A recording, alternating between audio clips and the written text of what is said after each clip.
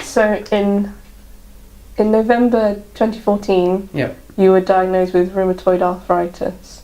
Can you take me through pre-diagnosis, then the diagnosis, and then the treatment of that? Okay. Pre-diagnosis, I was trying to expand this wildlife gardening entity with a backdrop of pain, and to start with, I'd been doing this job for years. I had aches and pain. I grew up as a teenager with growing pains.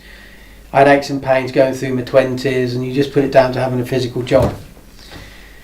So when I started doing the wildlife gardening thing, the pain started to increase, and you still put it down to years of doing the same job. And then 2012, the pain flare-up started to get longer and join up, and my left ankle was like the size of a rhino. You know, I could. It was horrible, and I'd put my foot up for a week, have a week's rest, and I'd probably get half an hour's use out of it, and then I'd have to have another week off. So it wasn't great, but you just carried on through the pain. And then I started to have to bandage all my joints up, compression on my joints, and I started to lose a bit of work because I just couldn't do it. And then I suppose by 2013 it was just like a wall of pain, but I still carried on, and probably 2014 I was laid in bed, couldn't move, couldn't get out of bed, and I was thinking, well, what can I do for a living?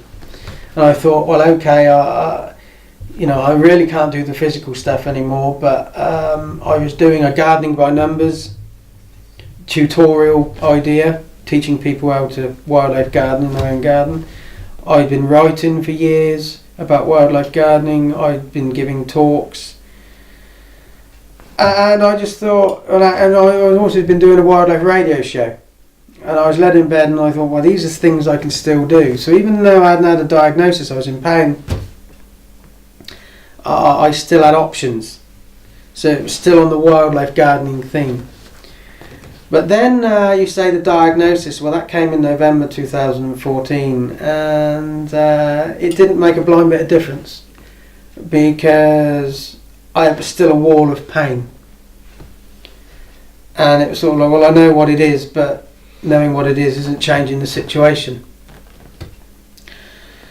Because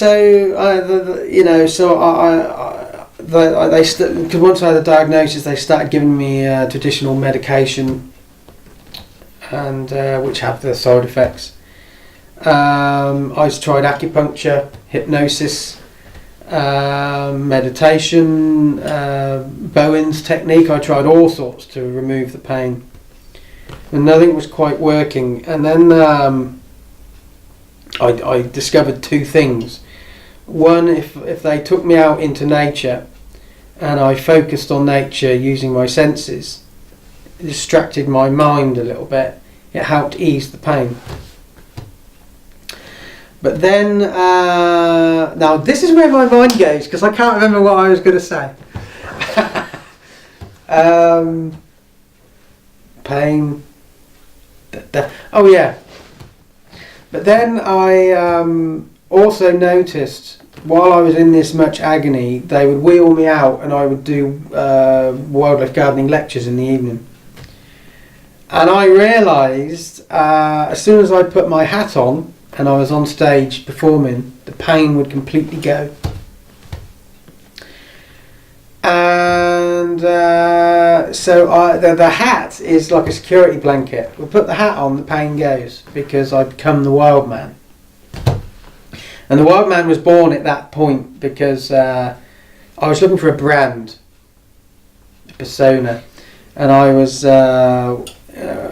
meant to be washing up with my wife one Sunday lunchtime, and she was washing up and I meant to be drying, but I was sat on the computer, and she kept calling me to come and do the drying up, and then she shouted through. She said, "Wild man, where are you?" And I thought, wild man, there's a thing. And I walked from the bedroom down the hallway towards the kitchen, and the wild man was born in the hallway. And so I realised by going out giving talks, putting the hat on, being the wild man, I could be somebody else and leave the pain behind. So that is what happened just after diagnosis. And then I started to realise this sensory engagement with nature, I could turn it into workshops, monetize it, take it out into, do it for corporates, public, families. So that all came out of the diagnosis. Okay, so you just hinted there at how your business had to change because of how you changed. Can you expand on that a little bit more? Well, you still need to earn a living, and I still had it in my head. I wanted razzmatazz, and the business had to change. Because I've only got a certain amount of hours in the day of activity in me, because I get fatigue as well, and so it had to be more adaptable. So I started turning the writing of articles into books, which just sell and they bring you a nice little passive income. The radio, I ended up in hospital with pneumonia, and I realised how important hospital radio is, and my show is primarily for hospital radio, the wildlife show. So it made me realise how important a connection with nature is for people in hospital. So I started then thinking, well, how do we expand that? And I'm trying to get the radio show on every hospital radio station in the country. And then I started doing the lecturing a bit more in a focused way, thinking, let's start entertaining people. The workshops, that's where the money is. It really is. The sensory workshops, there's good money in that. And you to make a difference in the world, you have to make money, because you can change things from the inside.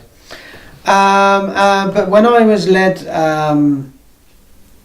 completely crippled in bed, couldn't get out, couldn't feed myself, couldn't do anything, somebody, a businessman in Oxfordshire called Mike Jennings, he said to me, gave me some advice, and he said, you need to set yourself a big target and find something that scares you, because if it doesn't scare you, it's not big enough. In business, nothing scares me because it's only about making or losing money. There's nothing in the middle. And so I thought, well, okay.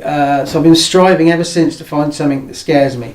And I was watching a Peter Kay film performance on DVD once, and he did 10 straight nights at the O2. And he came on the end of the 10th night, and he played air guitar on this shovel.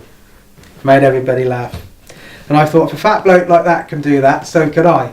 So I set myself a target in 2014 of performing on the main stage in some way at the O2 in London and taking nature to a whole new audience. It doesn't scare me. It still doesn't scare me.